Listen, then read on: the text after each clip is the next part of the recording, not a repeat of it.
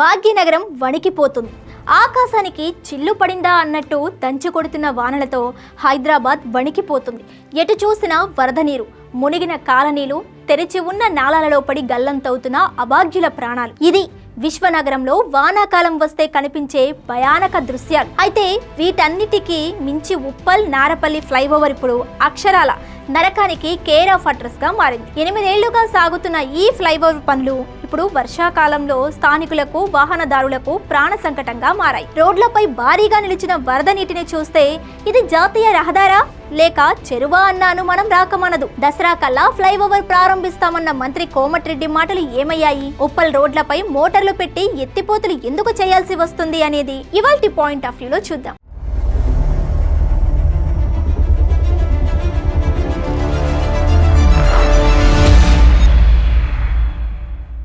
Hi hello, welcome to Khyati connects. నేను సిరి. హైదరాబాద్ లో నిన్న సాయంత్రం 6 గంటలకు మొదలైన వాన 2 గంటలకు పైగా దంచికొట్టింది. సిటీ మొత్తం చూసుకున్న 5 సెంటీమీటర్లకు పైన వాన కురవలేదు. కానీ నగరం మొత్తం నదులను తలిపించేలా వరద నీరు ప్రవహించింది. ఇక తెల్లవారున పెట్టిన ముసురుతో ఇవాళ కూడా స్కూళ్లకు వెళ్లే విద్యార్థులు, ఆఫీస్ కు వెళ్లే ఉద్యోగులు, పరిశ్రమలకు వెళ్లే కార్మికులు ఇలా ప్రతి ఒక్కరూ ఇబ్బందులు పడ్డారు. అయితే సిటీలో ఎక్కడ పడితే అక్కడ డ్రైనేజీలు ఆధునీకరణ పేరుతో అడ్డగోలుగా తవ్వకాలు జరిపి వదిలేశారు. ఎక్కడ కూడా సూచికలు ఏర్పాటు చేయలేదు. దీంతో నిన్న కురిసిన వర్షానికి వచ్చిన వరదలతో సేల్లింగంపల్లిలోని ఓ వ్యక్తి కొట్టుకుపోయాడు. 20 గంటలకు పైగా రెస్క్యూ టీం నాలాలు జల్లెడ పడుతున్నా ఆచూకీ కనిపించలేదు. విశ్వనగరంగా చెప్పుకునే హైదరాబాద్ లో నిన్న ఒక్కరోజు కురిసిన 5 సెంటీమీటర్ల వర్షానికి వచ్చిన వరదలకే 25 మందికి పైగా నాలాల్లో గల్లంతయ్యారంటే పరిస్థితి ఏ విధంగా ఉందో అర్థం చేసుకోవచ్చు. గత పాలకుల నిర్లక్ష్యమేనా, 2 ఏళ్లుగా హైడ్రా చేసిందేంటి అనే ప్రశ్నలు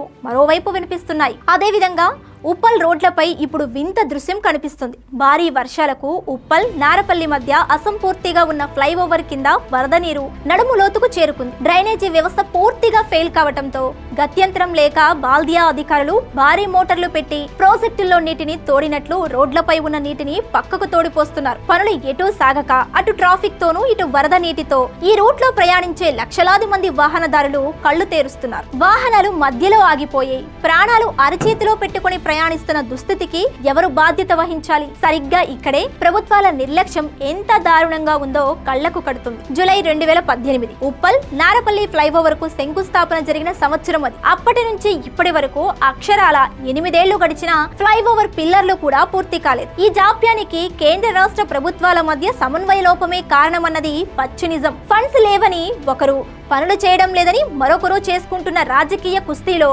పాపం సామాన్య జనం, స్థానికులు మాత్రం ఏళ్ల తరబడి రోడ్డున పడుతున్నారు. దుమ్ము ధూళి, ఇప్పుడు వరద నీటితో నరకం చూస్తున్నారు. ఈ మొత్తం ఎపిసోడ్ లో మంత్రి కోమటిరెడ్డి వెంకటరెడ్డి చేసిన ప్రకటనలు ఇప్పుడు హాస్యాస్పదంగా మారాయి. ఎట్టి పరిస్థితుల్లోనూ ఈ దసరా పండుగ నాటికి ఉప్పల్ ఫ్లైఓవర్ ను ప్రారంభిస్తామని ఆయన గతంలో ఎంతో గొప్పగా ప్రకటించారు.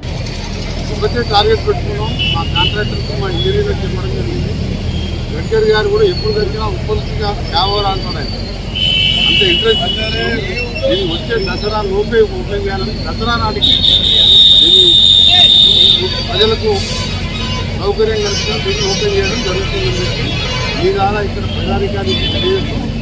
సరే, వివిధ కారణాల వల్ల లేట్ అయింది కాబట్టి ఎవరికి ఏం చేసే అవసరం లేదు. కానీ ఇప్పుడు అక్కడ గ్రౌండ్ లో జరుగుతున్న పనులు నత్తనడకను చూస్తుంటే ఈ దసరా కాదు కదా, 2027 దసరాకు కూడా ఫ్లైఓవర్ ప్రారంభమయ్యేది లేదని స్థానికులు, వాహనదారులు తీవ్ర ఆగ్రహం వ్యక్తం చేస్తున్నారు. చూశారుగా, భాగ్యనగరంలో వానలు పడితే పరిస్థితి ఎంత దారుణంగా ఉందో. నాలాల్లో వ్యక్తులు గల్లంతవుతూ ప్రాణాలు కోల్పోతున్నా సర్కారుకు చీము కుట్టినట్లు కూడా లేదు. ఉప్పల్ ఫ్లైఓవర్ నిర్లక్ష్యానికి బాధ్యులెవరు?